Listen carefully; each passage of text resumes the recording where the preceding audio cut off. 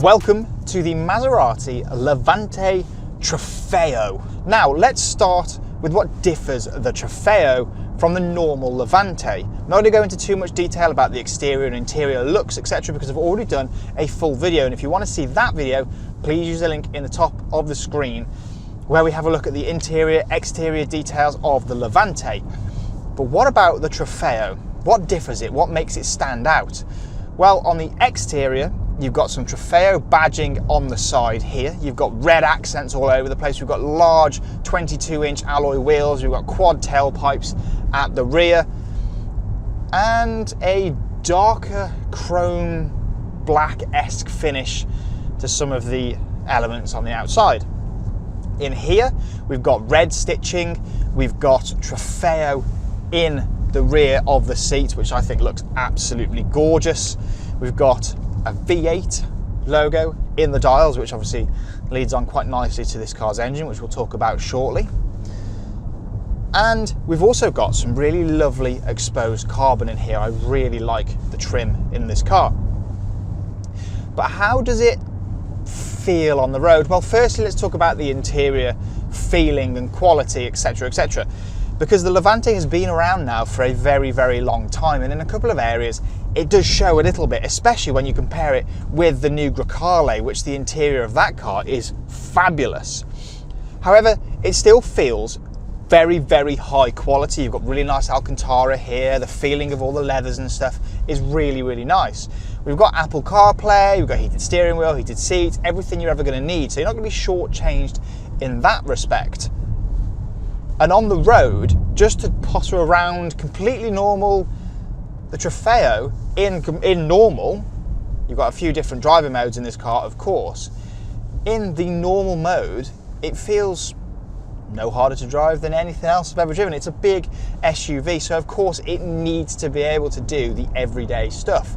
It needs to be practical, it needs to be easily drivable on a daily basis, and this car really is. It's a really easy car to drive. You can place it quite nicely on the road. It is quite big, but it's not intimidating. It doesn't feel like you need to go through every single gap with your eyes shut and sort of wince because it's so big. Not at all. It's just very easy. Visibility is really good. It's just a nice place to sit and spend time. I like the panoramic sunroof.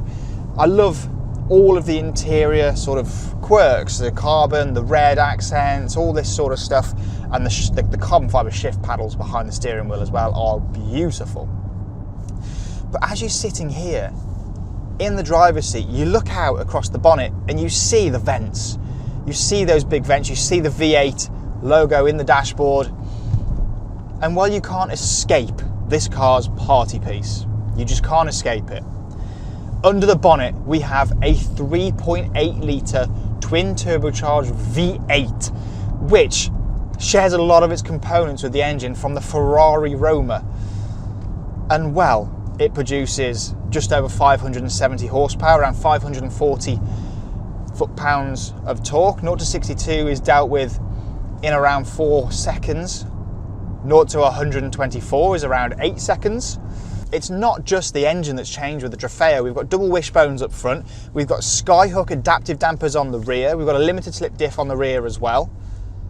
This car is set up to be a bit of fun around the bends.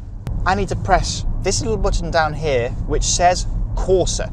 Now that will sharpen the throttle response, make the car feel a little bit more on its toes, but more importantly, it opens the exhaust valves. Let's put the car into manual. We've got an 8-speed ZF automatic gearbox here, which obviously you can take control through the paddles.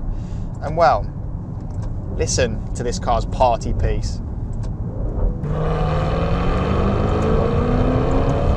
Oh my word, it shifts. 570 horsepower, 4 seconds to 62, but it's all about,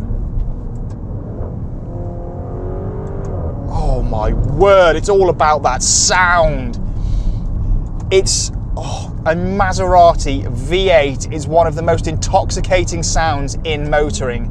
It's absolutely stunning.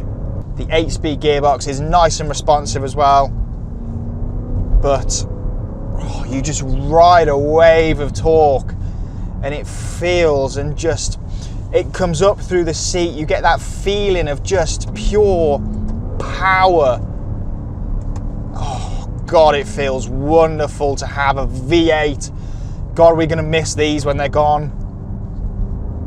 You just can't help but play around with the gearbox. You can't help but use these gorgeous carbon shift paddles just to create a symphony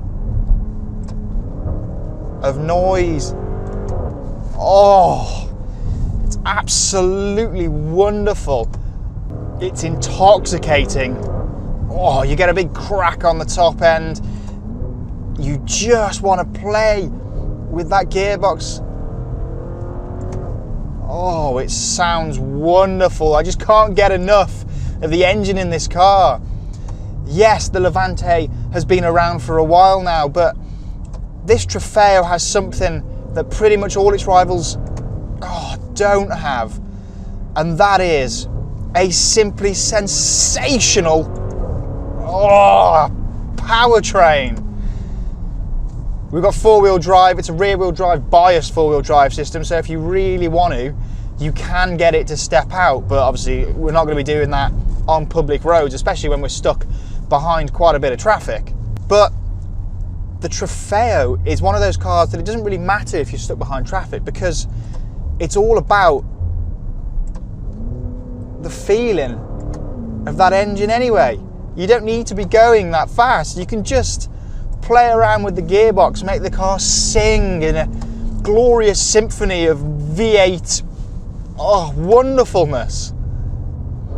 I simply cannot get enough of the engine.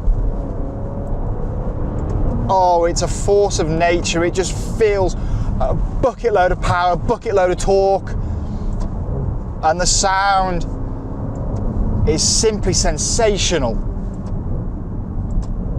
Downshift coming up to a junction now. Listen,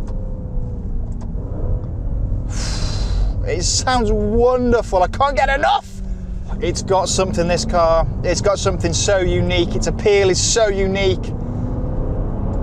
Oh, you just can't stop driving it and just indulging in that engine. It's wonderful. If you want any more information on the Maserati Levante Trofeo, or any of the Maserati for that matter, please contact the guys at Maserati Bristol. Please like this video, subscribe to the channel for plenty more content to come, and I'll see you guys again really soon.